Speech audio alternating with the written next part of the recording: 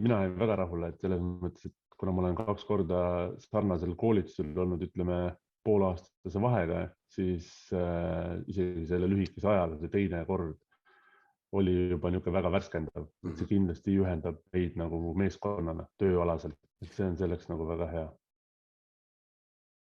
Tahtsingi nagu eesmärgina see, et inimesed oleksid nagu julged ja avatud ja et nad tunnekski, et nad võivad alati tulla kas või minu juurde oma muredega, et alati neid aidatakse, et nad ei jää kindlasti oma murega üksi, et alati tuleb nagu kohe rääkida. Ja seal juba meestega rääkides, siis kõik olid väga rahul ja oli näha, et inimesed olid, see suhtumine oli kohe nagu teistsugune, nad olid nagu aktiivsed, võtsid osa ja neile väga meeldis sellest üldisest töökeskkonnast nagu välja saada.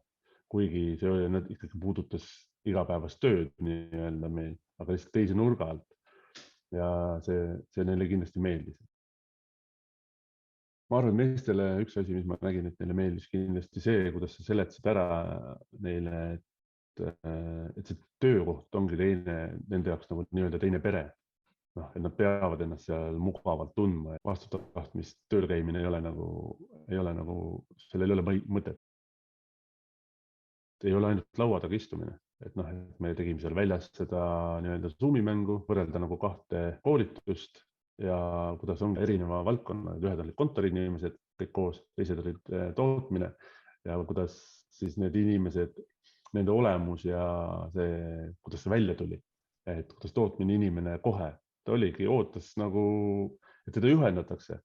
Ja kontoriinimene tahtis nagu ikkagi ise oma peaga mõelda ja et just see sumin, nagu, mis selle asja ümber nagu oli, et see tuli nagu väga hästi välja. Aeg läks ka kiiresti, et kui ikkagi koolitusel oled, et siis kipub ikka päeva lõpuks juba päris väsinud olema, aga jah, seal oli kogu aeg sihuke energia oli üleval ja aktiivne osavõtt ikkagi, et inimesed said nagu enda arvamust avaldada, omavahel arutada, mida nad igapäevaselt siin töö juures kindlasti ei tee. Nad said enda töö kohta nagu vaadata nagu kõrvaltvaataja pilguga võib-olla või kuidagi teise nurga alt analüüsida seda, et kus nad töötavad ja oma meeskonda. Nagu. Igapäevases töös nad seda kindlasti ei tee.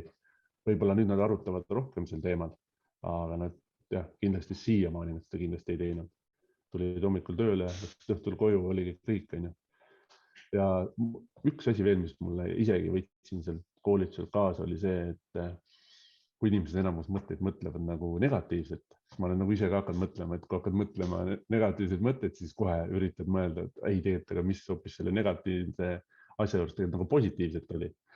Et üritan nagu seda ka ise nagu rohkem enda puhul nagu viljeleda, et kindlasti tulevad jälle mõtted mingi tööasju, siis mõtted nagu teise nurgalt üritad mõelda, et äkki oli selles midagi hoopis positiivset. Vabalt kõigile ettevõtetele võiks seda soovitada. Et olenemata sellest, kui suur see meeskond on, et kindlasti võib-olla väiksematele tiimidele on seda lihtsam, et see lihtsam nagu seda ellu viia, seda kõike, mis sealt koolituselt saab, aga ma soovitan kindlasti kõigile.